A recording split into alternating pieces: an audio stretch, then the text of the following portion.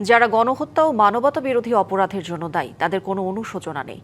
এদেশে তাদের রাজনৈতিক কর্মকাণ্ডের সুযোগ মানুষ কখনো দেবে না, এই মন্তব্য করেছেন স্বরাষ্ট্রমন্ত্রী সালাউদ্দিন আহমেদ। দুপুরে কক্সবাজার মেডিকেল কলেজ ও হাসপাতাল ভবনের ভিত্তিপ্রস্তর স্থাপনের পর মন্ত্রী আরও বলেন, আওয়ামী লীগ বিদেশ থেকে মাঝে মধ্যে উকি ঝুঁকি দিতে পারে, চিৎকার চেঁচামেচি করতে পারে, তবে সরকার এসবকে আর গুরুত্ব দিচ্ছেন না বলে মন্তব্য করেন স্বরাষ্ট্রমন্ত্রী।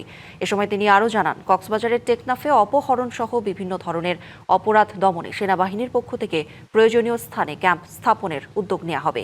এর আগে স্বরাষ্ট্রমন্ত্রী কক্সবাজার উন্নয়ন কর্তৃপক্ষ ভবন পরিদর্শন করেন এবং সেখানে কর্মকর্তাদের সঙ্গে মতবিনিময় সভায় উপস্থিত হন। তারা চেষ্টা করছে বাংলাদেশে কোনো অস্থিরতা সৃষ্টি করা যায় কিনা, এগুলো বাংলাদেশের মানুষ কখনো গ্রহণ করবে না। যারা গণহত্যা এবং মানবতা বিরোধী অপরাধের দায়ী, যে জন্য তাদের কোনো অনুশোচনা নাই, বাংলাদেশের মানুষের সামনে ক্ষমা প্রার্থনা করে নাই, তাদের কোনো রাজনীতি বাংলাদেশের মানুষ এলাও করবে না কখনো। বাংলাদেশের মানুষ তাদেরকে এই দেশে রাজনীতি করার কোনোদিন কোনো অনুমতি দিবে না। বাংলা কিউআর যেখানে, নগদ পেমেন্ট সেখানে। সারা দেশে 10 লাখেরও বেশি মার্চেন্টে নগদে পেমেন্ট করুন খুব সহজে।